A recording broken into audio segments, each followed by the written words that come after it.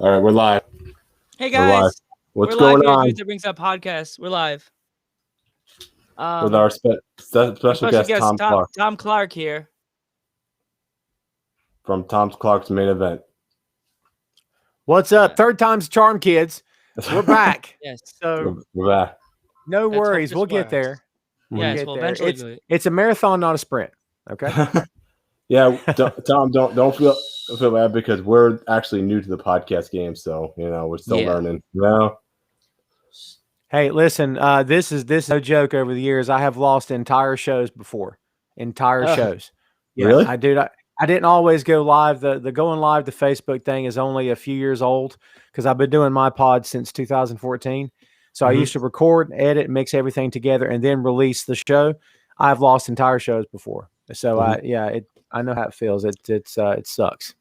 So I'm just like, this news. As I said to you on the previous times, Tom, the Metal Geek has wanted me to do a entire podcast all the time. Wanted to build a snowman style, and I'm like, no, I don't want to do that. And now I'm like, it's something cool, something new. So now here we are. Well, when you discover that everybody and their brother has one, it can be a little daunting because you're like, well, who's going to care about what I do? But man, I'm a big Kevin Smith fan, and I took a lot of my inspiration to keep going over the years. Best game from Kevin Smith, because Kevin's big message is put your voice out and into the world. And if only 3 friends watch it, awesome. If 300 friends watch it, cool. But the fact is, you're getting your voice out. You're making an impact, even if only for one person. You're creating a dialogue. You're making connections. You could be talking to people around the world that you'll never meet. And at least you're putting your creativity out into the world in some form or fashion. That's what's most important. So I've stuck to that. So yeah, completely. Completely. But anyway, completely. So what do you think of WrestleMania anyway? Well, third time's a charm, right? So overall, it was a great event, and I know we were chatting just now. I think we all three agree that Sasha Banks and Bianca Belair more than delivered. They absolutely killed it. First time that 2 African American women have main evented in WrestleMania history, which is a big deal. Can't believe it took this long for it to happen. But good for them. And the match from a technical standpoint was well done. From emotional standpoint was got emotional at the end, and it should have. And it was everything that I hoped it would be and more. I'll hit you guys with a question because I'm watching the playback right now. How surprised were you that Drew McIntyre did not go over on Lashley? Yeah, I thought he was going to get it. I thought for sure Drew McIntyre was going to win in front of a live audience. That's what I thought the plan was. But I think now that I think long and hard about it, I think Vince wants that Brock and Lashley match. Yeah. There's a guy always comes into my store. I kind of panicked. He didn't come in today because he always goes, "When did you do your podcast?" I'm like, "Today, later on tonight." But he didn't come in, so I was gonna tell him, see if he knew who you were, but he didn't come in. He always goes in my supermarket, Key Food. We have a beer store in our store, and he always comes in to drink his beer with his WWE hat on, or he has the Bray Wyatt mask, the little cool mask they sell you could wear. And he always comes in and drinks his beer and talks about wrestling with me. And the guy always teases me. He goes, "The beer guy, you guys should have him on the show. Talk about toys." And I'm like, okay. We're serious. So yeah, like I was shocked that they didn't have Lashley lose, but he keeps saying to have Lashley versus Brock. There's rumors here are gonna have him keep the title for a year. That's a long time to keep a belt. Yeah, I mean, in the day and age of COVID, I mean, how long has Walter had the United Kingdom Championship? 410 and 8, 9, 10 now, I think. But a lot of that's due to the fact he couldn't defend it. So, we'll see. I'm with you guys. I really thought because the narrative among fans anyway was that they want to put Drew on the stage in front of live fans and they'll make it the first match and they want to give him a WrestleMania moment in front of the people because he's their guy. I'm like, are you sure? Because I just saw him get pinned. I don't know if he's their guy. So not that Drew cares, but it's, it's a day at the office for these guys, right? But as fans who have been waiting for years to see this guy get his break, he finally gets it. Now that they're in front of a live crowd again, he doesn't get it. So, like, okay, that's weird. Odd booking there. But I'm with you, man. I think the answer for them is Brock.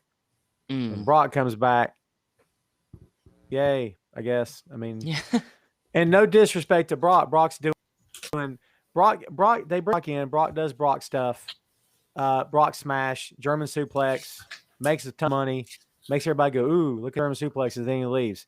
It's never been any disrespect to him, but they book him like the Hulk, and a couple of years in a row is fine. But when you book the guy like the Hulk since 2004, people are going to start turning on that, and it is what it is. But I find it fascinating, guys, that people always get upset at Brock for the way Brock is handled and not at Vince for the way Brock is handled, which is beyond weird for me. So do you think if Brock went to AEW, he would be handled a little bit differently, or do you think he would be handled the same? I think I think Brock is a businessman, and if it makes sense to do business, he'll do business. And I'm not one of these guys that says, oh, well, Brock, he wouldn't put so-and-so over because he wouldn't do it. I don't agree with that. I think Brock will put over whoever you ask him to. I don't think that's an issue. He's I don't want to say company guy, but he's a businessman. And if it makes sense, if you bring in Brock and say, Brock, you're going to job to Orange Cassidy night one. No, I mean, Brock's a smart guy. He's going to say no. But if you bring him in and say, Brock, we're going to throw you against Mox, and Mox is going to pin you in a month. Does Brock care? Maybe not. No. Why would he care? So, but like I said, like business is business. As long as Brock is getting paid, I don't think he even cares. No, I think you're right. So, but what did you like? Someone in the audience said, I thought Saturday was better. What did you guys think? I thought Saturday was a lot better. I don't want to step over you guys and take all the time here. Oh no, it's fine. You're the guest. No. I'm used to being the host and talking it up like crazy. So, hello, Cheddar again. What's going on? We have our randos that come in. We have I don't know what it is. It's a bot. It's a person named Vinny. We both found out it's a bot. So it's a bot there. He likes to say Vinny, Vinny, Vinny. So I see that. Wow, it's kind of creepy. Yeah. That's Sometimes Cheddar. She comes in and she says hi. She's one of our regulars, One of the regulars. Sweet. Yeah. We wish we could have been on Facebook too, but I did think Saturday night was better than Sunday night, to answer the question. Yeah, for sure. I think that's not to discount anything that happened on Sunday night. There was some weird stuff that happened on Sunday night, but Saturday night got over mostly because it was the first night, because it's the first night back in front of fans, and because of Sasha and Bianca. I mean, period. So, but night two had some good moments. I was impressed by the main event. I thought Roman, Daniel, and Edge, all three brought it. As I knew they would. They all three stepped up. I thought Rhea Ripley and Asuka was interesting. There you go. I like Rhea a lot. I like Asuka a lot. Asuka is a stone cold killer, and pound for pound, probably one of the best workers on the roster. But they want her to be happy, smiley, clowny joke person and scream and yell in Japanese and paint her face like a clown. So she does it, and it's fine. And I guess, but for anybody that knew her work before she got in WWE, we're like, I want to see that Asuka, and I want to see the Asuka from NXT, and they will not give us that Asuka. I don't know why. So they're afraid. They want the fans to happy cheer. Especially the Asuka from Japan too, with the blood coming from the mouth and everything, and the eyes. They won't give us that, because they're scared. They can't. You had to think of it like this: in a promoter thing, would you want the happy clown Asuka, or do you want the blood trickling out of the mouth? How do you make a toy out of something that blood coming out of a mouth in America for a child, a 13-year-old, a 14-year-old, a 15, a 16 or 17-year-old that still collects toys? We ain't gonna have you push her back and blood squircles out of the mouth. Maybe back in the 90s, but not in the early 2000s for Gangrel. But you can't do that for a kid nowadays, because the parents will be like, "Oh my god, a blood! Oh, my son! Oh, he's scarred." You can't do that. Well, Like, they are a publicly traded company, and they have a lot of they got to please a lot of masters and wear a lot of hats. So you're right; they've got a very diverse crowd they have to play to, and kids are a huge part of that demographic, and I totally get it. But at the same time, I think there's a balance you can find with her that is not rated R, but doesn't necessarily have to be rated G either. I think you could be somewhere in between. If it's PG-13 that you're looking for, fine. But I don't know if you're going to make her the happy, dancing, bubbling, screaming at everyone, then you can do that. But start twisting her a little bit. Twist her up here. I'm not talking about the Fiend, that version, but if you're going to do something, twist her a little bit where it's obvious that she's having a break with reality. That would work. But in a company heavily saturated with the Fiend and Alexa Bliss, I don't know if that's possible. So, speaking of which, oh yeah, Alexa Bliss. Yeah.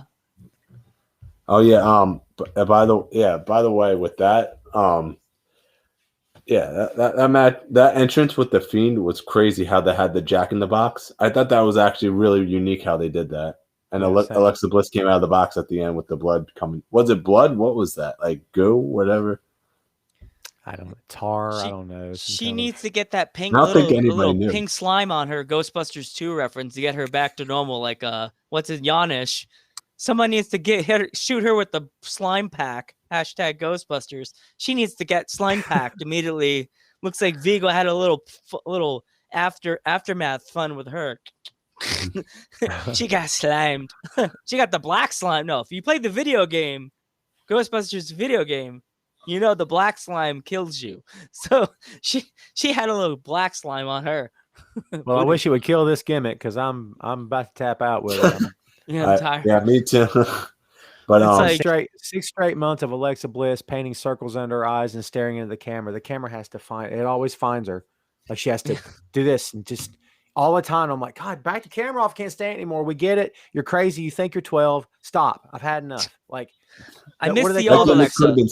That gimmick could have been so much better too. I agree. And if you're gonna do crazy, you get Nikki Cross. You don't get Alexa Bliss. Oh no! Wait, what happened to Nikki Cross? Where'd she go? I don't know. Where did Nikki go? Is she getting a new character? She was on SmackDown. Well, I don't know what they're doing with her though. Now I can't swear to this. When they disappear for a while, it could always be they're fighting an injury. It could be that they've got something happening at home or they're just taking a break. So I shouldn't say that. I don't want to speculate that they just didn't have anything to do for her. I don't want to say that because I don't know. But yeah, for that gimmick, I would have used her. She's perfect for it. She got slimed. She did. See, I'm going nerd on. I'm changing my glasses for a second because Ghostbuster Joe would have totally said, "Don't touch the black slime. It'll end your life." Yes. Joe the Panther would say, "Nerd, shut up. Shut up, nerd." Tom, have you watched New Japan recently or no? The last pay-per-view or the Sakura Genesis? Yeah. I got mixed feelings about Ospreay getting the belt. He and Kota had a phenomenal match, and Ospreay is amazing. They have such good chemistry. The thing he did with B was kind of bad taste on New Japan's part, especially considering the stuff that's going on about him behind closed doors. And I think maybe they should have been a little bit more sensitive to that. I mean, B's fine. She's a pro. She'll take it. It's fine. It's part of the storyline, the angle. I get it. But, have him lay a woman out like that, maybe bad taste, all things considered. I don't question Gato's booking too often because he's probably the smartest booker in the industry and has been for 10 years. But that one kind of felt lowbrow to me. I didn't really go for that too much. And I'm not going to call anyone guilty of anything because I don't know Will personally, so it's no disrespect intended. But like you said, man, you can't not recognize his athleticism. You can't not recognize his commitment. And man, he's so good. He's improved so much. He had 3 great matches this year. That match with Zack Sabre, the match with Okada at Wrestle Kingdom, and then the match with Ibushi. Oh, and Shingo. How could we forget that match? Oh, the New Japan Cup Finals. And then they're going to have another one at the next pay-per-view. Yeah. So I love Shingo. Shingo is amazing. All of this kind of feels like they're leading back to putting the belt back on Okada, and I'm okay with that because, if you got Okada in your locker room, he's always a very, very good plan B if your plan A is not working out because, I still believe Okada's best in the world. Until the guy hangs it up and puts the boots away, he's best in the world. I just, You know what? I hate to talk old school, but what would you think of an Okada versus Prime Ric Flair? I just saw the chills. I saw the hair like stand up on your beard. Yeah, I think about what Flair did for guys younger than him, and like Okada wouldn't need that because he's already so good. But that would be a work of art. That'd be something to watch. I mean, yeah. I mean, and Flair proved, all this stuff about Flair over the years, all Flair did, talk about Cena's 5 moves. Flair only had, shut up. Flair could work anyone. Flair could work a guy his size, smaller, bigger, 7 foot, 5'4", didn't matter. Flair could work them all and make them all look like $1 million. So, hey, Thunderfeet. What's up? What's going on? It's one of our other buddies. He went to school with us. He's a big wrestling fan. He'd go to the indie shows and he'd be like, "What you guys doing this weekend?" Like, Metal Geek's like, "Oh, Thunder, we're going to see a independent show. What time? I got $20. How much is it? $20. I'm there." And then he'd follow us. He would tag along every time. He was our little wrestling buddies. Even though I'm teeny, so he'd be the big wrestling buddy. You Thunder. You're our Thunder. You're a Thunder buddy. Thunder buddy. He was Thunder Buddy before the song Thunder Buddies. Right, Metal? Yeah, but yeah. I think Okada's definitely winning the title back in the Tokyo Dome. Not this Tokyo Dome, but Wrestle Kingdom. Because I know they're having another show. And it's full circle because Will turned on Chaos and turned on Okada. I mean, if you're going to turn heel in a wrestling company, you turn on the number one face. Everybody turned on Dusty. Everybody turned on Cena. I mean, everybody turned on Hogan. So everybody turns on Okada. It's a formula. It works. It's tried and true. It worked for Will. It lit the fuse for him. It worked for Jay when Jay turned. So yeah, I'm good with that. And like I said, it brings in full circle. And I've never seen Okada have a bad match. I've seen Okada have 5-star awesome matches, and I've seen Okada have great matches. I've seen Okada have really good matches. I've never seen a bad Okada match. So he and Ospreay, dude, they'll kill it. They'll kill it. He could take anyone and make them look really good. Like, I mean, Evil's not the greatest wrestler in the world, but his matches with Evil have been pretty good. He's a big fan of Evil, though. Yeah, I like Evil. Evil's cool. I like his gimmick. So, I like his name. I'm like, it's cool. I like that. And despite what, and again, I go back to Gato on this, but when Gato sees something, he sticks to it. If the plan is we're going to take this guy and we're going to put him 3 months down the road, put the title on him, that's what's going to happen. There's no deviation. The only deviation occurs if someone gets injured or has to miss time. Then they'll make a plan B. But if his plan is we're going to get from here to here and put the belt on him there, that's what's going to happen. So he sees something in Evil. I think this is a lot more than just, well, we need to turn something. It's COVID. He's in Japan. We may as well do something to get back on TV. I think there was a lot more to the Evil turn on LIJ than everybody thought there would be. And he's growing on me. I've never disliked him, but I'm like everybody else when they made him the main event guy. I'm like, I don't know if I'm feeling this. He's growing on me. And I think he's growing into his skin as a main event guy, which is good. So we're talking about Jay White or Evil because they're both really good. So Jay White is next to Roman Reigns by far the best heel in the industry. By far. Definitely. Yeah. Definitely. I mean, he could get the Japanese crowd just to hate him in just an instant. All it takes is that one little promo, and then they hate him. Jay, he's so good. He is. He's not even been great. doing this that long. He's not even been doing that. That's the scary part, guys. Okada's still young. Jay is younger. Jay's not even been doing this that long, and he's already this good. Shut up. Are you kidding me? I hate to bring up anything bad, but in the in Japan, they're not allowed to cheer and boo, and he's just taking advantage of it with the heel. He's like, "Yeah, let's chant Ibushi. Oh, it's great. Let's Yeah. chant Ibushi, Tanahashi. Let's go." Love it. See, like, I always say this to a lot of people that I know. They know that my grandfather was a wrestler. I swear, my grandfather, if he was still alive, he'd probably be so freaking happy about how now the heel is getting so embraced in wrestling that back in the day, the heel was just there to, as someone said to me at the register when I was buying envelopes today, the heel was just there to get the crowd riled up. That's it. They'd lose the match, but they would get the crowd riled up. But nowadays, they get both the win and the crowd. Yeah. So I'm like, man, my grandfather would be so happy, was so pissed that he got put over as a jobber back in the day, but he made the crowd boo. So he got his job done. Yeah, your job is to get a reaction. And Yeah. I work with a pro wrestling company here in North Carolina, and it's having been in the locker room for a while, I can tell you that the worst thing any wrestler can get, and people talk about, well, if a heel gets booed, or heel gets cheered, it's bad. A reaction is not bad.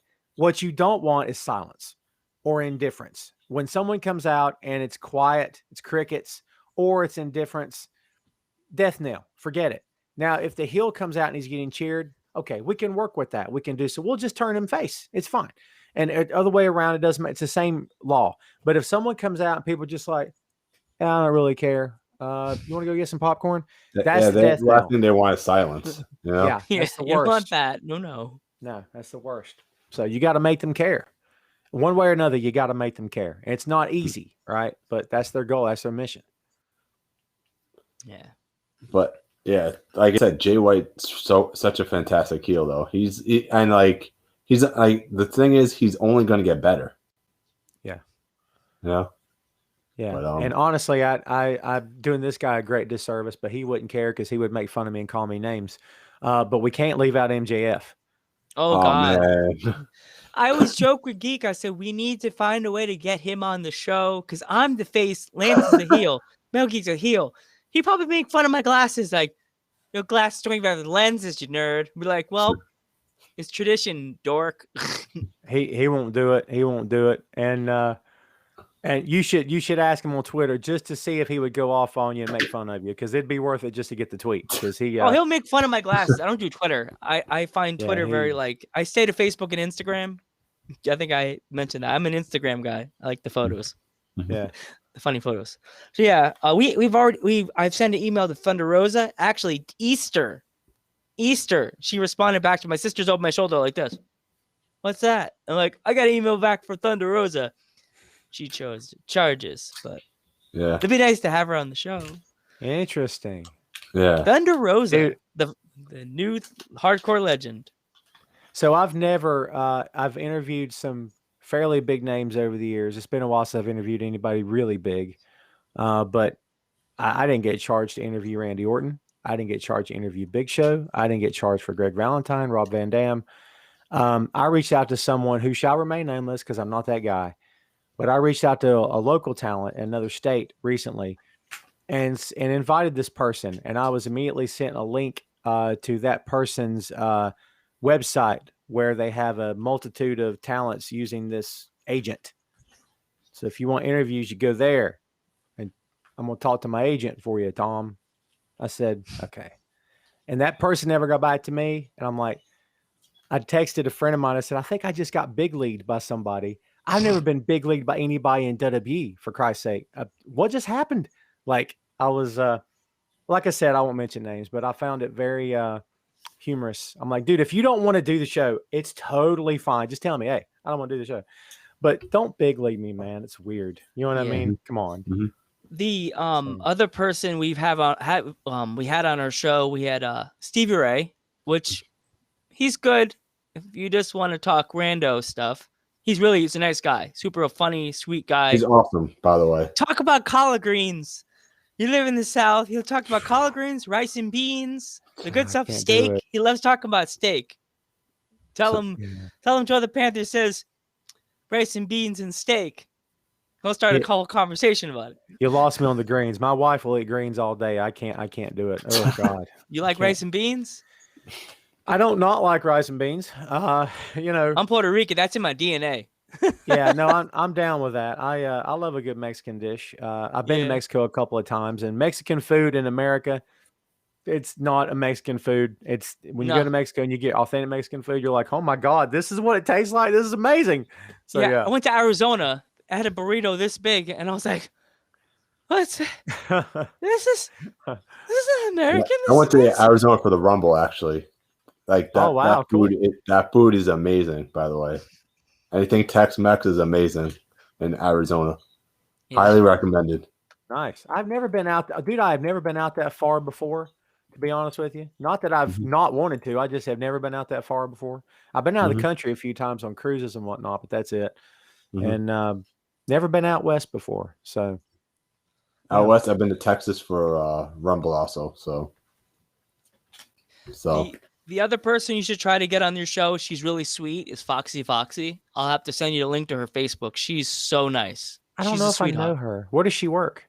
She used to work under NYWC. She worked in New Jersey. New York Wrestling Connection. Okay. Yeah, and her husband is Damian Dragon. Another he's another cool guy. I just said they brought it back. They were doing a podcast called Nerd Herders, and they got me into one, even though they got me going, podcasts are cool. Lance, stop talking about podcasts, but podcasts are cool. Like, I'd watch my computer yelling at my phone. I'm listening to a podcast. No, I don't want to do a podcast. I'm listening to a podcast. But then, boom, now I'm doing a podcast. I listen. I swear I listen to podcasts almost more than I listen to music these days. It's crazy. I have me too. I have so many podcasts I listen to. So many. Yeah. That's where I get ideas for the show, But so anyway, Tom's one of the guys I want to base my podcast around because his podcast is I don't know if anyone's ever seen it in the chat, but his podcast, like, you can ask Tom a question, he'll just respond right back to you. He's one of the greatest. Oh my dude, you flattered the hell out of me. I appreciate it. You sent me that message that day saying that you were starting a podcast, and I was like, that's the coolest thing ever. I don't know that I've ever inspired anyone to start their own show. So dude, thank you for that. That's pretty cool. So and Tom, me and Metal Geek have been like at this since we were in college. He would because in our school weekend they let us do a college radio. So nice. I was like our school was like 3 years per like a college program we were in. So we were like 3 years. So I was a sophomore and he was like a freshman. So they made me take him under his wing, like training him. Yeah, question. So Lance, Metal Geek, all he does is wrestling, like Vinny in the comments. And I'm rock and Tool and Metallica. Yeah. So our show was me for the beginning after the show playing Tool and Metallica and Linkin Park. And then the end of the show was us talking about Raw, SmackDown, and then Geek got me into ROH. So we would talk about Ring of Honor, what we saw online on Google. And so it became like the Joe and Lance show, but then no podcast. It was just Joe and Lance yelling at each other on the cell phone for like 2 hours about heels and faces. Nice. It's good stuff. All right. So which wrestler would you like to have on your show? Oh man. You can have anyone. Yeah. Well, if I could jump in the Wayback Machine and make something happen, I would love to have talked to Dusty. Dusty was my idol. I lost my father at a very young age, so Dusty kind of became a substitute surrogate dad, and he'll never know, which sucks. But I'm sure he filled that role for a lot of kids growing up, and that'd be something nice to tell Cody. So I'll choose Cody. I would like to interview Cody just to be able to tell the guy, look, you get this all the time, but your dad was there for me when my dad couldn't be, and it meant the world to me, and he's the greatest. Dusty is the greatest. I mean, he and Flair for me are 1 and 2. I mean, and it's hard for me to pick one over the other, but if I could talk to somebody, Dusty would have been the guy for sure. Joe, who'd you say? Myself, I'm going to get emotional here. I would have my grandfather. That's just to tell him thank you for like give me that heart to want to watch wrestling, and they give me that drop the mic every time when I walk away from a wrestling fan, ending a conversation or argument with a wrestling fan. Oh, this and that. And I'm like, was your grandfather a wrestler in Vince McMahon Senior's Federation? No, mine was. Bye, bitch. And I walk away. My grandfather, I have to say my grandfather, because he was a heel. He was an old school heel. And I love the faces, but will always be my heel. I would like to go with him to a show. Like if I could bring him back to this era, to have him watch the heels now, the reaction they get. I want to see his face on like an MJF taking the crowd, the boos he got. I want to see my grandfather go, wow, they're really eating it up. like, yeah, I would want to interview my grandfather. That's just me, because I never met him, so I would like interview him, see what he would say about wrestling now. Mm-hmm. Yeah, and thank him for making me such a diehard fan. Like he make me become a wrestling fan. So, I mean, you get stories like that a lot, because in the few short years I had with my dad, that's why I'm a wrestling fan now, because he and I watched. And I remember being so young, I was still sitting on his lap. I'm talking before I could walk, okay? And we would watch wrestling together. So those memories have never left. So that's probably one of the multitude of reasons why I still watch now, is because of him. So, I've never been a baseball guy. I didn't grow up watching the Yankees or the Sox or anything like that. I mean, I'm down south anyway. Wrestling was always on my TV, always. Yeah. And after my dad passed, my mom still had it on. It's always been on my TV. So we didn't have a sport to bond over in my family. It was always pro wrestling. So I feel you, man. That's those connections that you make. And because guys our age are the diehard fan base now. And without us, let's be honest, wrestling's not existing right now. AEW is not a thing without guys in our age range. It's just not. I mean, AEW wouldn't be existing if the audience were all 18, 20-year-olds. I mean, there wouldn't be enough firepower there. But guys our age and a little bit older, yeah, dude, all day. So I would think I would have Triple H. That would be I would like to ask him a lot of questions anyway. Good answer. Triple H, if you're listening, because Lance, you're pulling the kettle, bro. I'm gonna go talk all Southern on you, man. You really want to get us speed up by Triple Vince? I'm not dropping my address, but I live in I live in parts of North Pennsylvania, and I would like to know if you could maybe come to our show. I can't tell you how many emails I've sent to a WWE superstar. Right, Geek? I'm the one that sends the emails, so he doesn't. I think I think he would be a fun interview, and I think he'd give you as much as he could, and I think he would at least be entertaining. Yeah, for sure. I cry because, as I said, my grandfather wrestled under Vince McMahon's dad, and when me and Geek went to WrestleMania 35. My dad got really emotional about the Hall of Fame because, my grandfather wrestled under that era. And he's like, Randy, let's try to get your grandpa inducted. I even went on Instagram and I posted his picture, put this long speech my dad helped me type up. We pretty much tagged every Instagram wrestler. At least somebody agrees. Shawn Michaels is better. The greatest of all time. I tagged Triple H and Stephanie and my mom even called and emailed WWE. They never got back to her. I cried. I was like, come on, give us some kind of cred. Send us a plaque. I remember we were in WrestleMania and you asked even the producer that was there that came by. And you know what she said? Don't worry, WWE doesn't get back to my emails either. Yeah, they took a picture of us, me and my dad, with our shirts. I didn't wear the shirt today because I wanted to look professional for you, Tom. So I wear a collared shirt instead of wearing my grandpa's shirt. Should have wear grandpa. Where is it? I should have been more professional. Grandpa would have been mad. Is this it? Yes. This is my grandfather's shirt. Joe Quinones. Wow, interesting. That's good stuff, man. That's something good to hang on to for sure. That's great. If I had an extra one, I'd send you one in the mail. Actually, after the show on Facebook, I'll send you a link to. I'll I'll send you my address. If you have any stickers, I'll send you our sticker in the mail. Okay, Yeah, cool. Mick Foley would be a great interview. Oh, I would as love well. to get Mick. Oh my God. I didn't get a chance to finish the email because someone messaged us on Instagram and I stupidly touched it and I went back and I missed it. I was going to email his daughter. What's her name's Noelle? Yeah.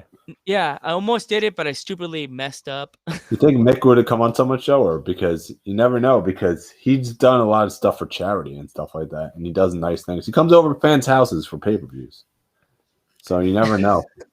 He would probably be the most fun. I think the most fun person I've ever interviewed was probably Big Show. Big Show is just as funny and down to earth as everybody kind of says he is. And you're like, okay, sure, that's what they say. No, it's totally him. Like he was. I've never interviewed anybody that was hard, but some have been easier than others. He was a walk in the park. It was like talking to you guys. He was totally cool. Oh wow! So, How'd you get in touch with him? Well, I wrote for Bleacher Report for a lot of years. When you write for the bigger sites, you get your foot in the door quite a bit, and you get singled out to be the guy that gets to interview people. So you get hooked up through that. It's a lot easier now. As just the podcast thing, it's a little bit harder to get your foot in the door, to be honest. You got to kind of know people and make connections. And like when I interviewed Randy, it was for he was doing that work with Shooter on USA. So he was going to appear on that. So it was the press for that. Big Show was for I'm wanting to say it was the show he had on Netflix. I could be wrong. It was for something. I can't remember now. And so a lot of that's in conjunction with press that they're doing for something else. So if you hit at the right time, you might get lucky, but I mean, they're going to give their time and attention to the bigger companies a lot quicker than they are the smaller ones, for sure. Yeah, because they want more eyes on the product is probably what they, you know what I mean? Like somebody who has like a Fightful or like a Dave Meltzer, they'll go for first before they go for someone like the small guys, you know? The platform, that's what they're looking at. Mm-hmm. But how did you get started in the podcast business, Tom, anyway, if you don't mind me asking? Honestly, it seemed like the natural segue. It seemed like I'd been writing I started in 2010 writing. And 2008, 2010? I don't remember. Something like that. And it just seemed like the next thing to do. You know, if you really think about it, podcasting is just you talking to your friends. You guys probably had plenty of podcast episodes over the years and never knew you were doing it. Because really all this is just conversation. Talking, that's it. You're talking. That's it, you know? Yeah, just talking. And you don't know if anyone shares your opinions until you put yourself out there. So because I didn't know what I was doing, I reached out and asked questions. She and I used to follow each other on Facebook, and I think that she worked with Cornette on the first round of his original podcast, and I can't remember her name, Alice something. Mm-hmm. And we would message each other occasionally, just nerd stuff. So I messaged her and I said, look, I know you're doing the show with Jim. I'm going to start my own pod. Do you have any advice? So she hooked me up with, here's the mic I use. Here's the podcast service I use. Here's what I recommend. I'm like, that's what I'll do, because I didn't know. So I got all the equipment, got everything rolling, and it's very much been and you guys will discover this as you go along. Your show a year from now is not going to look or sound like your first one. It'll be close. No, definitely not. But you're going to be polished. You'll be repetition. I mean, dude, I started this in 2014. Yeah. Mm-hmm. In 2013, I couldn't have done this. I mean, maybe, I don't know. But again, repetition and getting used to the camera and getting used to, I don't want to say being an entertainer because that sounds weird, but being entertaining, right? And being used to, hey, I've got people watching. I need to get something to look at. I don't want to just sit here and go, so last night on Raw, this guy beat this guy. What did you think? Yeah. Because no one wants to watch that. You got to, you got to jump to life. You know what I mean? So I love it, man. It's my favorite thing. If I'm not podcasting, I'm thinking about podcasting. That's the truth. So that's awesome. Yeah. As I said, right now you could plug your show. We let everybody talk their mind. Do a little plug right now. Do a plug for us. Come on. Oh, wait, hold on. Wait, ready, set. If you want to do a plug about your thing first, and then you can do a promo for us. So you do a thing on Oh, yours. wow. Ready, Okay. set, go. Oh man, I'm being timed. I'm being timed. Crap. There's a lot of pressure. So Tom Clark's main event goes live every Friday on 12 on Wrestling Rumors Facebook Live. And I broadcast simultaneously, usually to Twitch as well. And I'm on Twitch at Tom Clark Pods, I think. And then the show's been running since 2014. It's available on Google Pods, Apple Pods, Audible, Amazon Music, Stitcher, Spotify, and YouTube. So And with our promo, I want you to say, you can look in the camera, or you could just you say your name and then say, you're watching Dudes at Ringside Podcast with the Metal Geek and Joe the Panther Jr. Oh, I can totally do that. If you guys are going to use that, I will totally hook you up. Yes. And everyone that comes on your show is going to go, who's that guy? I don't even know who that is. Who's this again? So yeah, but I'll do it for you. Ready, set, go.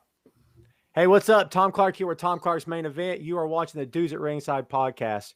Got the Metal Geek and got Joe the Panther. What more could you ask for, man? Don't screw around. If you want the best in pro wrestling talk, you've landed in the right place. Check out the show. Thank you, Tom. Thanks so much, baby. man. Thank Yes, sir. Anytime, man. Thank you.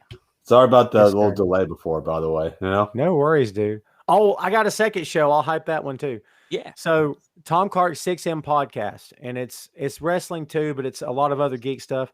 So the 6M's are movies, music, Marvel, magazines, miniseries, and more. And it's kind of an umbrella pod that covers a whole lot of stuff in geek culture. And like, for example, our last week's episode was on Return of the Jedi. This week's episode that drops on Tuesday is Allen Iverson. So we cover a lot of topics ranging from a lot of different walks of life. So there you go. It's a fun show. That one's Tom, not live. It's all audio.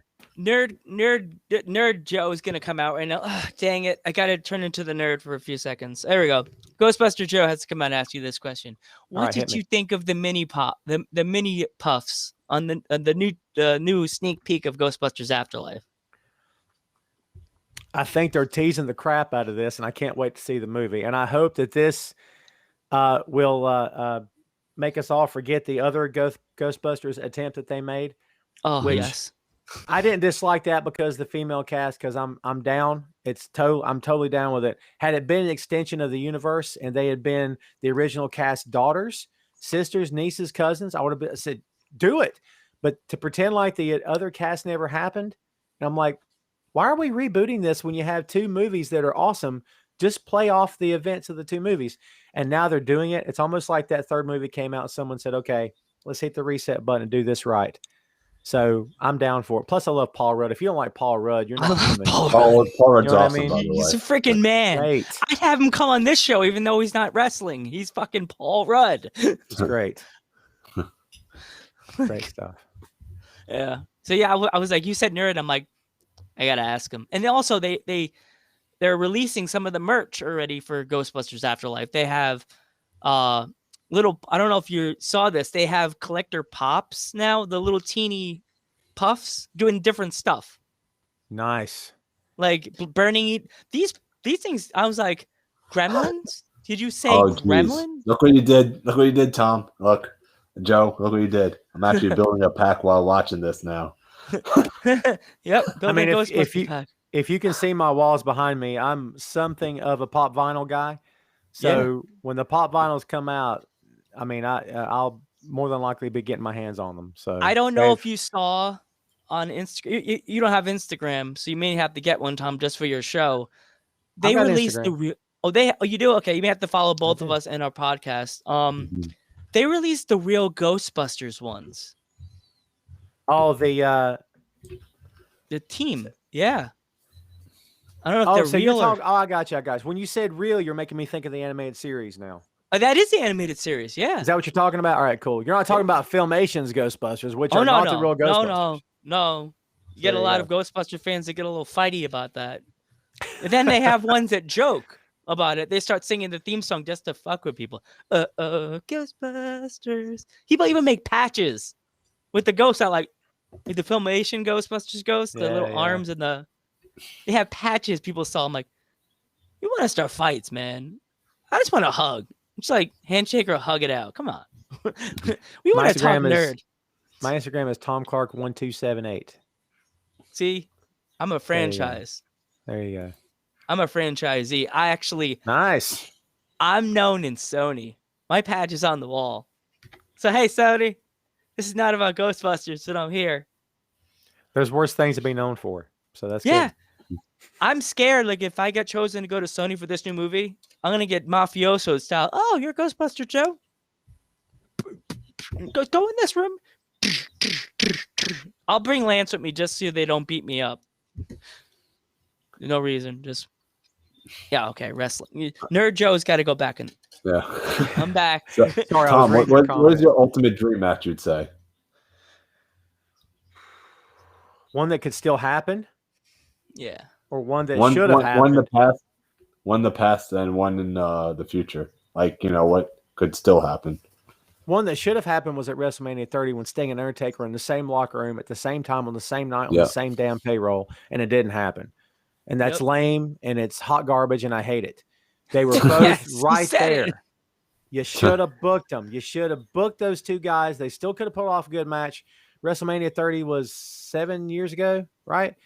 They still could have pulled off a good match. It would have been fine, but you didn't do it. So it's I don't get that. I don't get what the mindset is behind that. That's like saying you've got John and Paul in the same room and they're on the same page. They're willing to go on stage together, and all you got to do is just plug the amps up. You don't want to plug the amps up. John and Paul want to go on together. They've agreed to it. They're going to do it. Just let them go on. What do you mean you don't? Okay. It makes no sense to me. So that's the one as you can see, I've not let it go. That's the one that I wanted to happen. The one in the future, yikes. I think everybody, and Lance, you would know this, everybody I think would love to say Menorah Suzuki versus Brock Lesnar, because it seems to make the most sense, because WWE fans would go, he's going to kill that Japanese guy. What's going on? No, you don't mess with Menorah. And Brock hits him with a German, and Suzuki smiles and laughs at him. You're like, what just happened? That might be too. You think maybe that would be too similar of styles, and it wouldn't be fun? You know what I mean? I think Menorah would kill Brock, to be honest with you. If it were a real shoot, I don't know. I mean, Brock knows how to shoot, so you just got your chat in our. You just got your phrase, an emoji for your chat in your chat. There you go. There you go. You can't get the fire, but at the fireball in the garbage, hot garbage. I like that fire is glitch lit. That's great. Yeah. Glitch lit. So it's glitch. That's a restream for you. I'm telling you, that's good stuff. But Tom, that would be a great match, though. I would have said Okada versus Daniel Bryan. And I mean, Daniel Bryan in his prime would be friggin' that would be a fantastic match. I bet Daniel would say that now.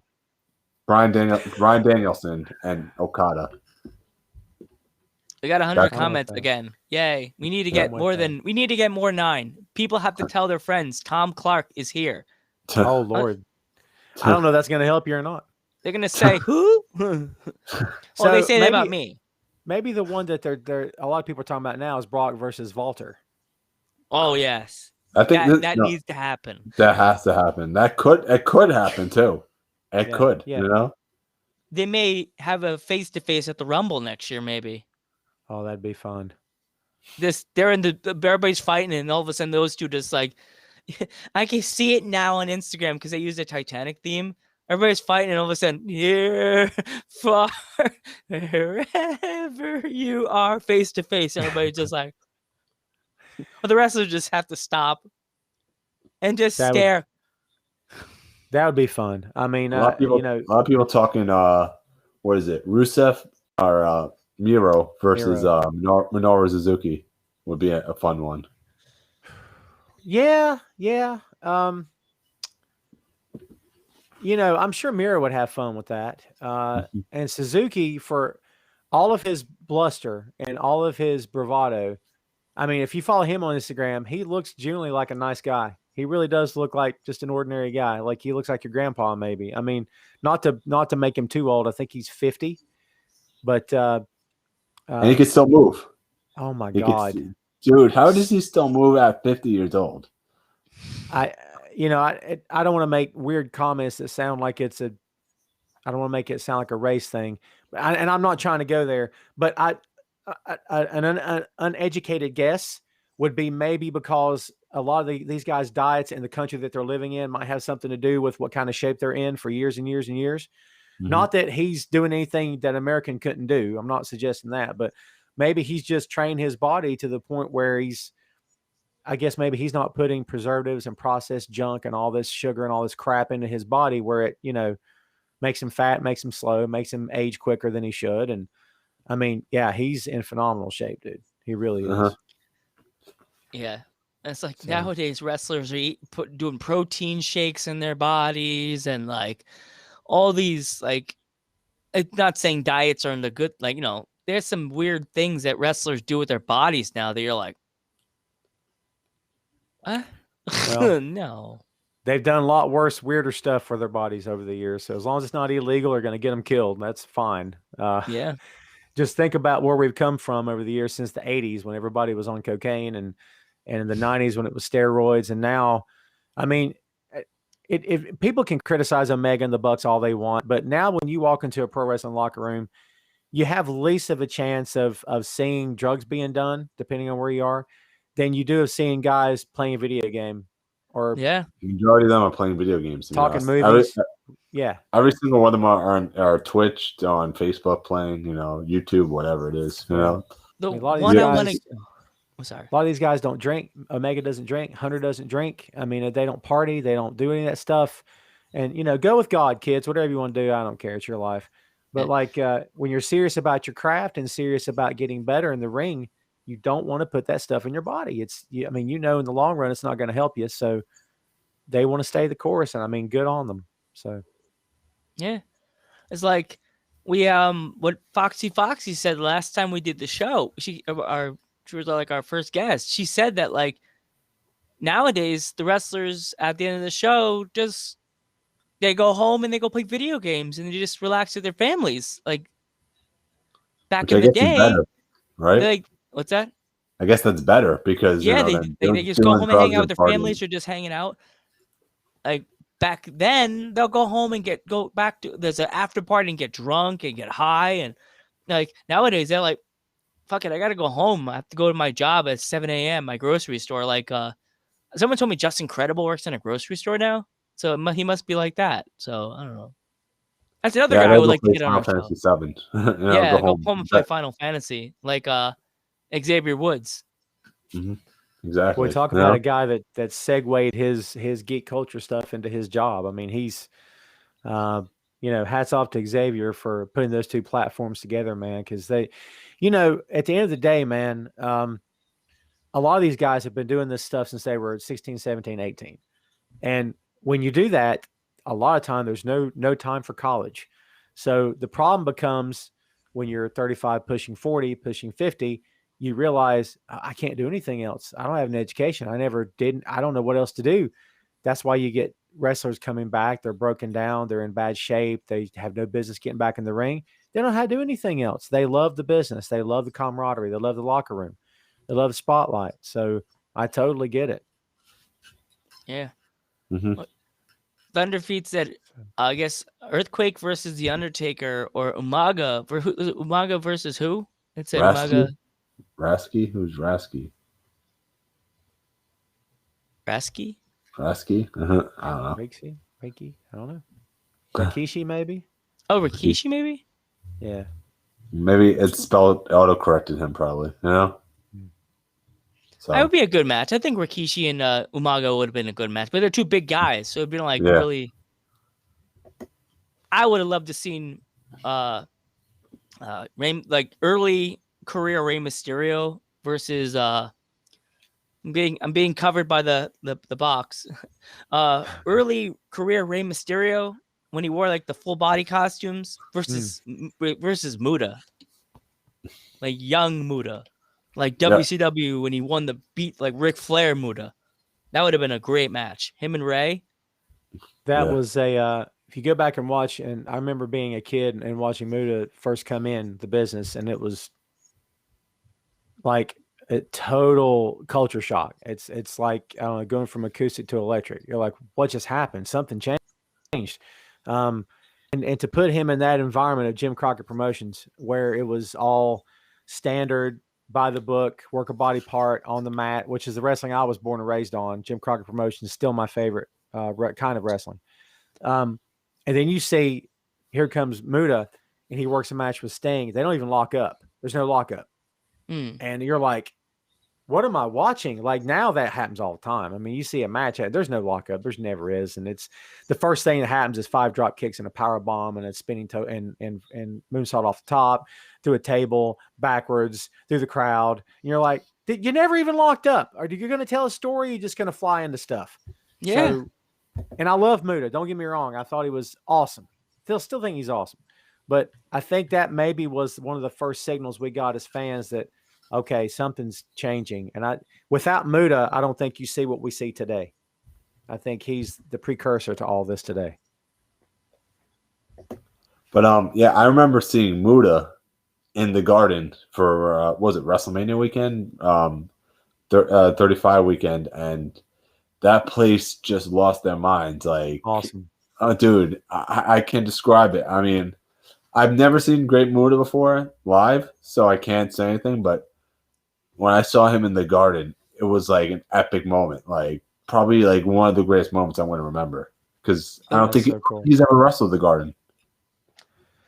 Probably me right. And Geek saw Jushin Thunder Liger live at ROH in New York City. What was the event we saw him at?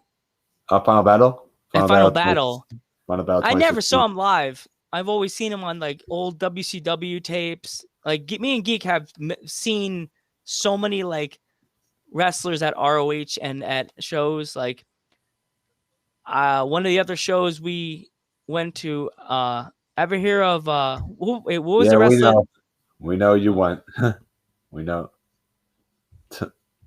What was the event we went to that I had the accidental grab the money and accidentally? What was it again that I did that with, Lance? I can't remember right now. I think that was, what show was that? Glory. I think that was Glory by Honor. Was that Glory by Honor? Was it Glory by Honor? ROH.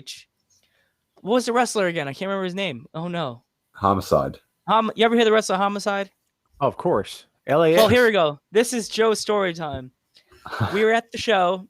I like to always check all the merch stands, see what wrestler has what merch. So we go over to Homicide, and I'm like, "Hey, what's up, bro?" And he's like, "Oh, what do you want?" I was like, "I'll take that picture." He's like, "All right, you hold this?" And I'm like, "Okay." And I thought envelope. I thought maybe he was mailing his taxes. I don't know what he was thinking. So I took the envelope, got the merch, gave Smokes the money, and I'm walking away. And Lance is like a few feet in front of me, and I turn around and go, I think you turned around and said, "Joe, what's that in your hand?" I'm like, "What do you mean?" I'm like, I had his envelope, like his money that they give him, ROH money. And I'm like, Lance like, go put it on the table. And I'm like, all right, I'm not gonna freak out. He won't. That's when I was still a little more tan. And I'm like, he won't hurt me. I'm family. So I went, yo, Smokes, dude. Here, give this to Homicide. He's like, no, you give it to Homicide. And I'm like,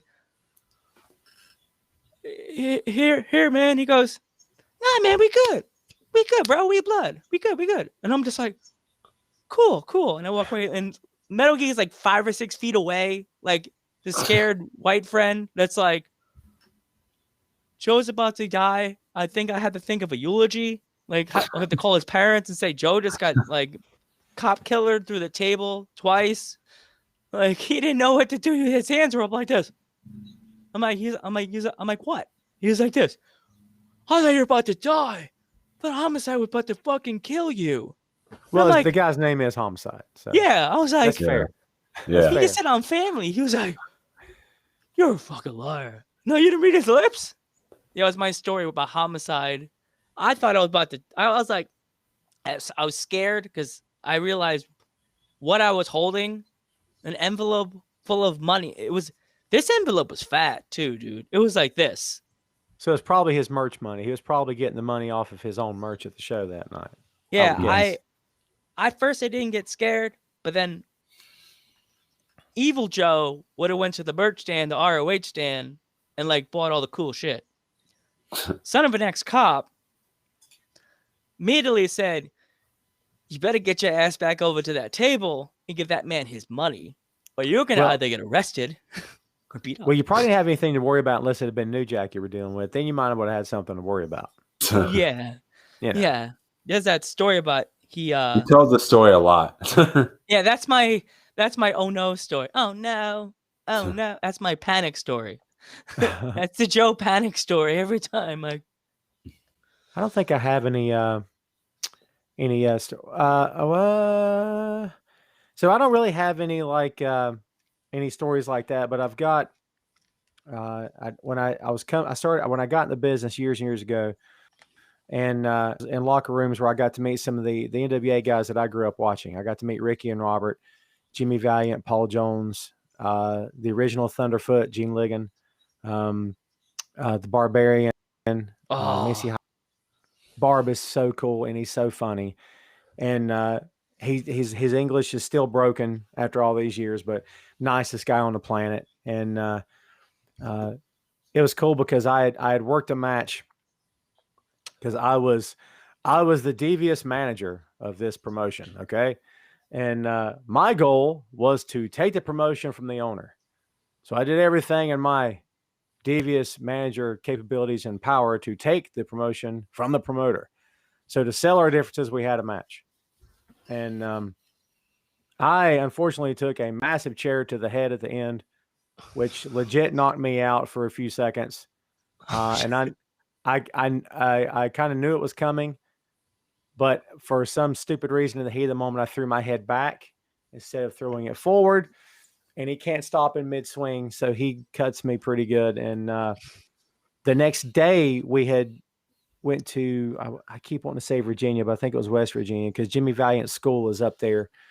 And we were going to go drive up there the next day and hang out with him and his trainees.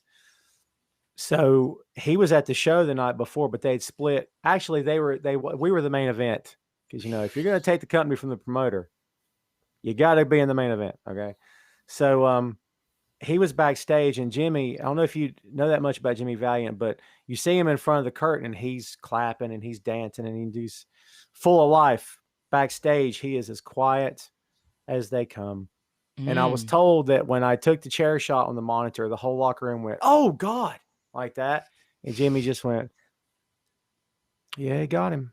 Because he's seen it all, right? So the next day we traveled to West Virginia, and he meets me in the parking lot. He goes, "Let me see, brother man. Let me look at you. Let me look at you." So he's looking. "Oh, you got a knot right there, baby. It'll lay down on you. You'll be okay." So we went into the school and we sat down, and he was talking to his guys about taking a chair shot. And he said, "Don't be afraid to put your hand up there, man. You want to be wrestling 10, 15, 20 years from now. You don't want to have your brains scrambled. Don't be afraid to put your hand up there at the last second." Because Jimmy's thing was, if someone in real life was going to take a chair and swing it at your head, you wouldn't look at it. You would try to cover up. It's natural instinct. Why would a wrestler not? Natural instinct, put his hands up. So that's why I don't get upset when someone puts their hands up. It's natural instinct. You should be putting your hands up to defend yourself from a chair. So he's like, "Well, you know, some guys don't want to put their hands up, like my man over there who didn't put his hands up last night." So he's pointing to me, and all his trainees are going, "Oh man, wow." Like I'd done some great thing. And I didn't say anything out loud. I was just like, "Hey, I'm Tom. Nice to meet you." But in my head, I'm thinking, I should have put my hand up. That hurt, man. I've got a headache. My ears are still ringing. I'm never going to do it again. Because no prop chairs where I came from, guys. No prop chairs. This was Sunday going to meeting chairs. You know what I mean? So I hit my friend in the head with a chair. He's in the chat. He was like, I was scared to hit him in the head. And he was like, "Your friend Vinny?" No, my friend that's in the chat. I would love to hit Vinny in the head. He's always says his name. No, there's a guy in the chat that did that. New Jack is crazy. I was scared to hit him in the head. And I was like, "Nah, man, I don't want to hurt you.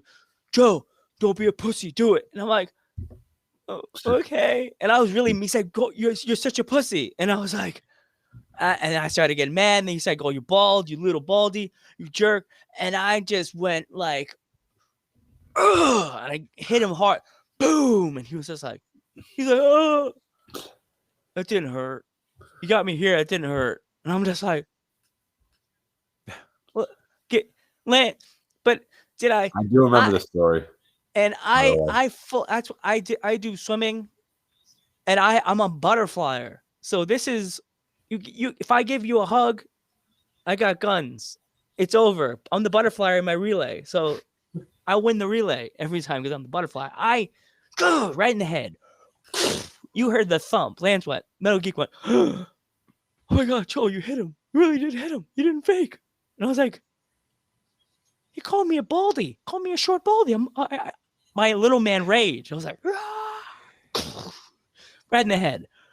Cartoon version of me, vein popping, anime me, and vein popping out of my head. Boom! And he was like, it didn't hurt.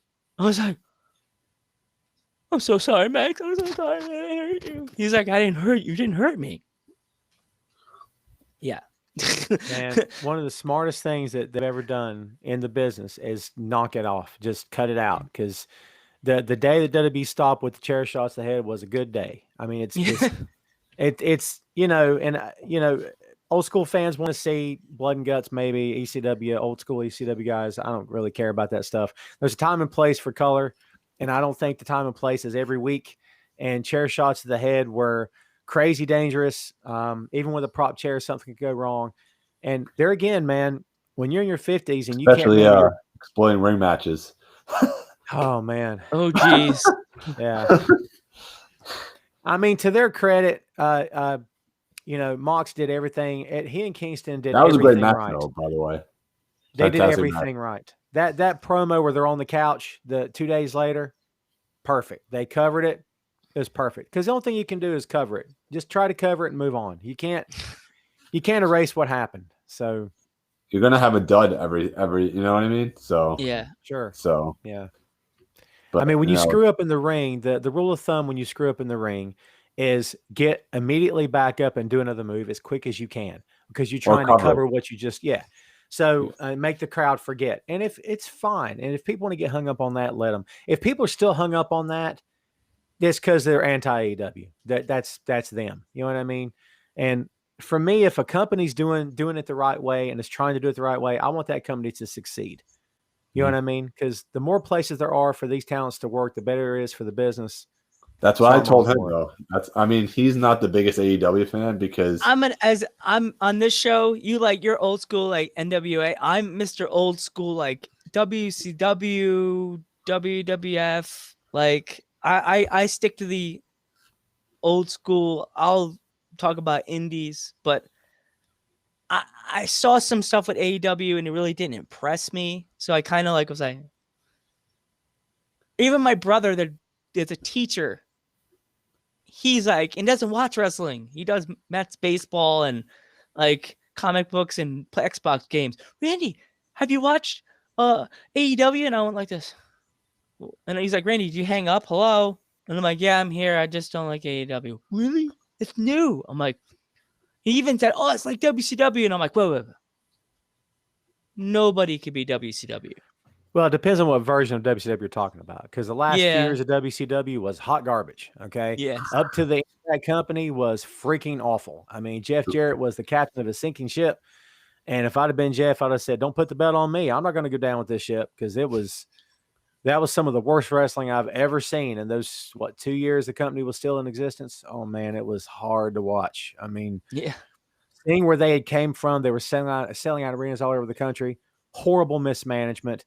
You can't let wrestlers call their own shots. You can't let guys book themselves. You can't let anyone have any type of creative control. I don't care what your last name is, what your first name is. That make a difference to me. I mean, you have to have a booker. You have to have someone in charge. And there was nobody in charge in that company. Nobody was in charge. That's why it went down in flames. That and a host of other reasons. But do you feel that's the same way where AEW is going? Because you got Kenny, you got the Bucks, you have Cody, and you have some other people being VPs. Do you think that could be the same way, like where AEW is heading towards, or do you think it's just gonna be fine? I think anything can happen, and I don't want to see them crash and burn. But if it were to happen, my guess would be that's where it would start, is having too many voices, too many chiefs backstage. Not to get all weird comment there, no disrespect, but not to have just one boss. You have to have one boss. And so far, Khan is that one boss. For better or worse, despite what anybody thinks about him, You got to have one consistent voice who can take advice from other guys, who can take some consultation, take some opinion. It's all good. But it starts and stops with him. And when the moment comes that it doesn't start and stop with him, then in my humble estimation, you're going to have a problem. Because you got to have one guy that everybody back. I got to talk to Tony. I got to clear it with Tony. If that stops, then you might have a problem. You know what I mean? So, I mean, and I can tell you for sure, if you've got multiple bosses backstage, it makes it hard. It does make it hard because talents just want to know what they're going to do. When they get to the show, what do you want me to do? All right, cool. I'll do it. And as long as it's not something weird or too totally dumb, most guys and gals are up for anything. They'll do whatever you ask. But if the other guy goes behind you and says, no, we're doing this, it's all good. By the third or fourth time that happens, like, all right, look, listen, just tell me what we're doing because I'm starting to get pissed off. So, yeah, my guess would be if that company were to start suffering backstage, that would be one of the major reasons. I hope it doesn't happen. Me either, because I hope all those guys remain friends and all good, seem like good buddies. So, you know, I would rather have them in existence than not in existence as a company. I think they are good for the business. And all that, we don't have to get into this, but all that those people talk about, well, Vince doesn't see them as competition. Okay. So explain to me why Vince has spent 2 straight years signing every indie talent on the planet just to stick them in a PC where they're either not going to do anything or he puts them on TV and completely changes their name, their gimmick, their look, their haircut, their everything, and they fail.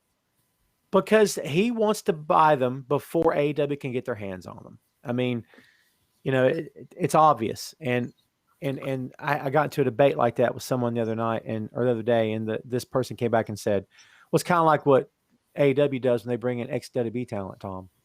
And I said, well, the difference is when AEW brings in ex-WWE talent, they're using the ex-WWE talent. They put it on TV. They don't change their name. And if they do, it's the wrestler's choice because they have to. Because the copyrights. You're right. They pick their music. They do their match. They put them in an angle. They book Sting doing something. They put Christian doing something. They're not signing them so another company can't have them and hide them in their locker room from now until their contract expires. Because you guys know the longer you sit in a locker room and are not active, your stock is dropping rapidly. Because if you're not in front of the fans, you're out of sight, out of mind.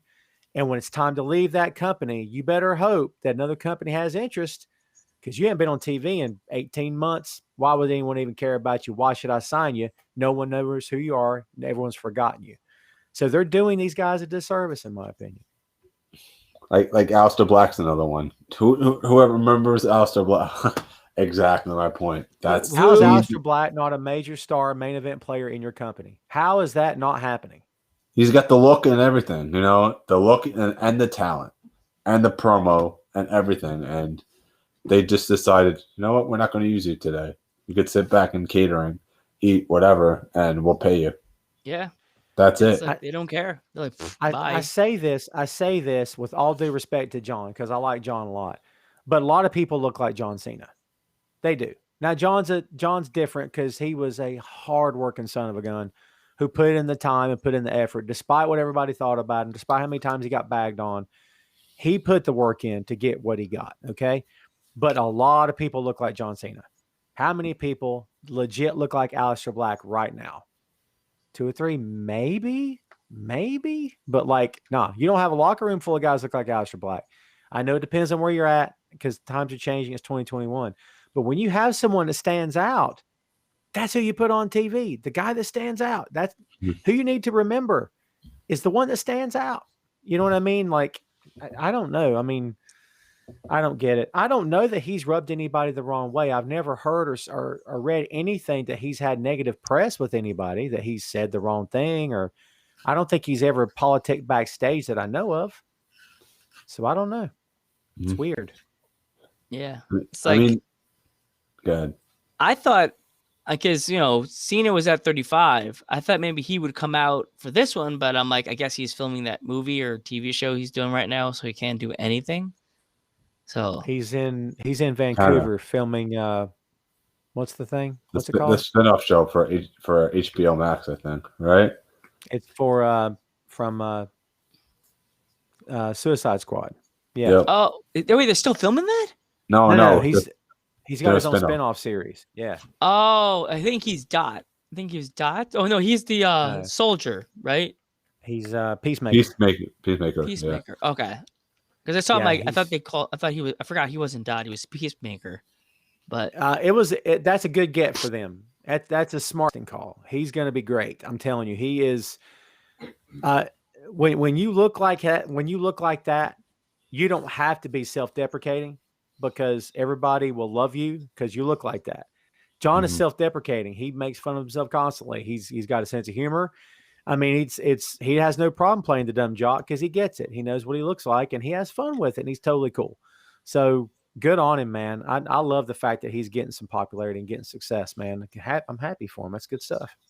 have you ever seen his Instagram feed? It's always something joking or it's like subliminally saying something funny. I follow him on Twitter and every day it's like motivational quotes and motivational stuff that's just either he's copy and pasting or he's just coming out of his own head.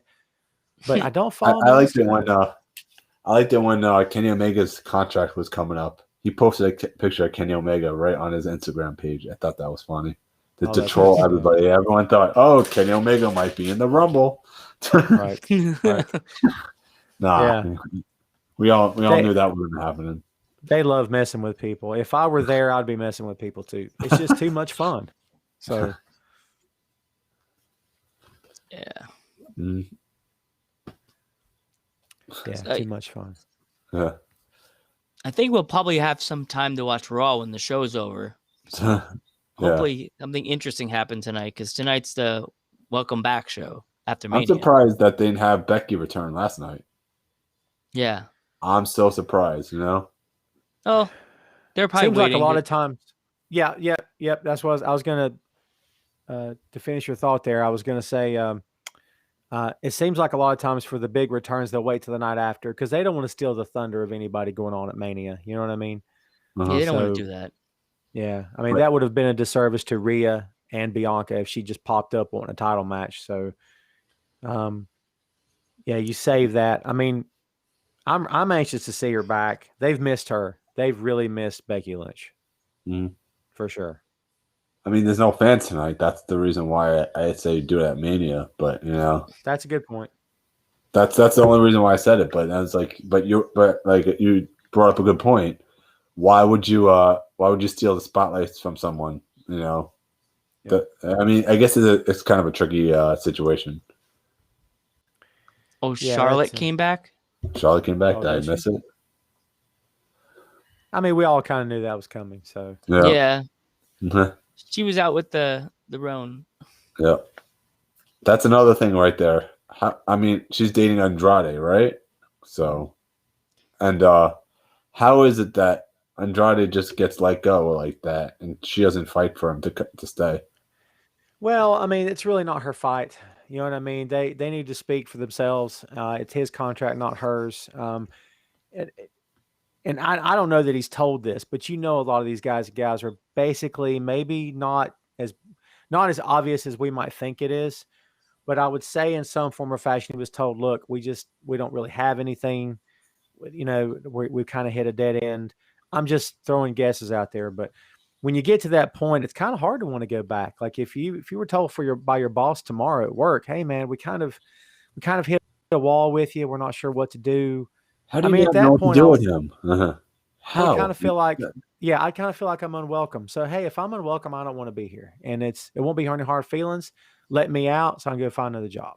It's all good. So, he's very good. It's interesting to me how he got so much and it's seemingly so fast. When he got there from NXT, he got a lot of stuff right off the bat.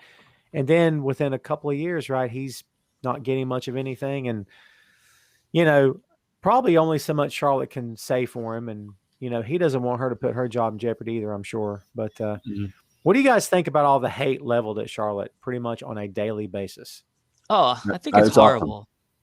Awesome. No, I mean, I think the real life hate. Actual hate, or we're talking like heel hate? Oh, no, like legit. Like people can't stand her. No, because that's terrible because I thought we were talking about heel hate because she's good at being the heel. She's great at being the heel, you know? Yeah. But to actually hate someone like that, it's ridiculous. You know, They I don't need to get get it a either. life. That's not Yeah. fair for them. it's not like, real. It's make believe. You know, It's make it's believe. scripted. It's a character. You know, all I could Yeah. think is that movie with WCW. It's not fake. Foreign object. It's toxic, man. It's like, if you're a Star Wars fan, you know all about toxic fan bases. Oh, It's utterly ridiculous. Well, as now, the 2016 Ghostbusters movie, I actually saw the movie for free because Ninja Turtles the movie I couldn't see it because it rained, so I got the card and I saw the movie for free with my mom and dad. Actually, thanks for putting it over my face. I actually got a chance to meet Paul Feig after going to New York Comic Con with my buddies. We were just walking down the street, and he was walking past us, and I see this dude walk by me, and I started talking to him in Did they really? my town. What's that? Viking Raiders came back also. And Paul That's another Feig one was Tom afraid. mentioning. Paul Feig was afraid to talk to me because I was wearing regular Ghostbuster attire. I had the flight suit on, the pack on.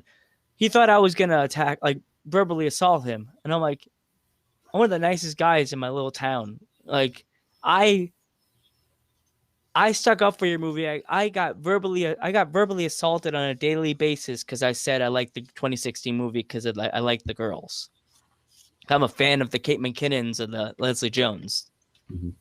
I got verbally assaulted because of that. So I know it feels like to get attacked because I said I like something they don't like. So I know how a heel feels.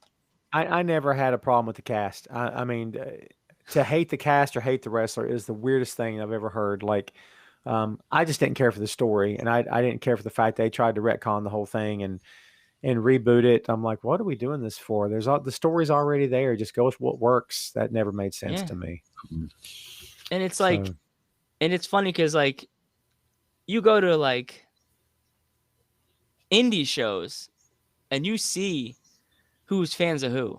Like, you go to like to an ROH, Ring of Honor, and there's a girl I'm friends with that loves Taven. You could see the Taven clique with the purple shirts and the T's on their shirt. You know who's a Taven fan. The Melvins. The Melvins. Yeah, you can see the sea of Melvins. She's gonna get mad at me if she watches this. The sea of purple Melvins. Sitting over there cheering for him. Like my case, I'm a Rey Mysterio freak. Back in the day, I was always with my Rey Mysterio gear. Someone make fun of Rey, call him a mouse with a mask on. I'm like, shut up. Kick your ass. You watch. Go on YouTube. Taven catches too much crap. I don't get why people are so down on that guy all the time. He's not helping his cause with that haircut. I'm just gonna say it. Haircut's got to go. I don't know what we're doing with the hair, but the guy's so good in the ring. He's very underrated. That night at the Garden when he won, everybody's upset. Well, Marty should have got that belt. Hindsight being 2020, maybe people now are like, Marty, thank God Marty didn't get that belt because Marty. Yeah, we know. Maybe did some stuff. Not looking good. And but yeah, when Taven went over, I was like, this is Jericho against Austin and Rock. I get it. I totally get it. No one thought he would get it. No one wanted him to get it. He got it. They pulled the swerve. I don't care. It's fine. I like it. So everybody got mad. I'm like, why are you getting mad about it? It's unexpected. Why do we get mad when the unexpected happens? And it's like, well, this is, I guess part of me says I can understand when, if here's the story we've been telling for 6 months. This is the natural progression of the story. At the end of the 6-month marker, we did the other thing. All right, okay, but you asked me to invest 6 months of my time and my attention into this thing that you said was coming, and then it didn't come. I can kind of get that. But if you come back to it, if you're still telling your story, fine. But if you leave that story and dismiss every fan that you asked to get invested so they did, I have a problem with that. Yeah, but with the Taven thing, I was fine with it. Made sense. Oh, yeah, Tom. If you have to go, we'll let you go, man. Yeah, I'm probably gonna split here. So yeah, I didn't even realize how late it was. To be honest with you. So Tom, say your goodbyes. Hey man, you guys, thanks very much for having me. I do appreciate it, and like I said, hopefully I wasn't Hopefully, I wasn't a bad omen for the technical difficulties. So No, Oh, no bad mojo coming from this side. I hope. So no. no, because yeah, I don't think we sometimes when we have technical difficulties, it's usually before the show and it all gets worked out. This is, I Right. think, like the first time we ever had a physical technical difficulty on air, I hear you. and you know, Well, Yeah, listen, if there's it's- anything I can ever do for you guys, if you ever need questions, comments, words of wisdom, whatever that may be, hit me. You know how to get a hold of me. So if I can help you in any way, I'll certainly help you. Yeah. Thanks for the kudos. Thanks for the respect you showed me. I appreciate it. And continue success with the show, man. I hope this thing blows up for you. Thank you. Please come back, Tom. By the way, on We the want show. you to come Absolutely. back whenever you want, big guy. Whenever you want. Blast your mind about wrestling, nerd. Even you want us to come on your nerd cast. Well, I'll switch my green glasses or stay to the red ones, and we'll blast off our wrestling, our nerd brain. Sounds good, guys. Hey, man, thanks again. I appreciate it. We'll see you Friday. Yes, sir. I'll be there. All right. I'll be there too. All right. Thanks, man. All right. Thanks, Tom. Yeah, Thank thanks, you. Tom. Wow, that was awesome, man. Dude, that was awesome. Tom's a great guy. You know? Oh, he was awesome, dude. I'm so happy he came on our show, and he even gave us tomorrow. Tomorrow they'll be on the Instagram, guys. I just have to remember to clip back and record it. I recorded on my phone because I don't know how to record it any other way. So Geek, do you wanna cut it short and so we can watch the rest of Raw? Do you want to watch? Do you want to watch Raw, or do you want just to end the show real quick? We'll end the show really quick. All right. So, all right. All right. You Geek, want to say goodbyes? All right. Well, I want you to say your goodbyes first, so I could say my typical. All right. I want to thank, first of all, I want to thank Tom Clark for coming on the show. I want to thank all the fans, all the great viewers, everyone for coming on the show.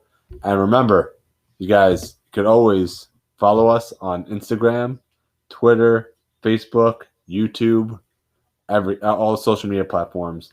And remember, you could also donate to us, but you don't have to. Yeah, you don't have to. He's giving the thumbs up. Stop. You don't have to, but if you don't want to, it's like you see a guy playing guitar in the city. It's like you enjoy the music. You don't have to put the tip in there, but some people wanna. You could donate to us at streamlabs.com/dudes@ringside. You don't have to, but it'd be cool. All right. And all right.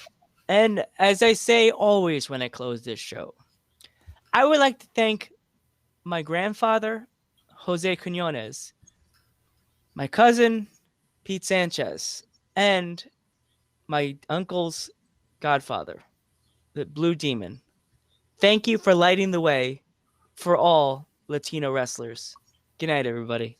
Do you want to raid somebody real quick, or Oh yeah, let's raid. if I could find somebody. Becky Mania. If she's still on, right? Yeah, she's still on. Yeah. I think. Let me refresh my other screen. Becky Mania is still. Yes, Becky Mania is still on. All right, Becky May is still on. Okay. Yep. Yep. So let me see. Hold on. Just give me a sec. Okay. Should have done this before, but whatever. Yeah. Man, that was a great show, though, dude. Oh, that right? was fucking fantastic. Dude, Tom's a great guest, man. All right. Yeah, we're gonna raid Becky Mania, people. All right. So remember, you guys know what to do, right? Show your love. Say, dudes at ringside. I want to see a dudes at ringside in the chat, people. Dudes at ringside. They ain't reversal. Dudes at ringside in the chat. I want to see it right now. Dudes at ringside. I want to see dudes at ringside in the chat. Dudes at ringside. Can we see it now? No. Come on.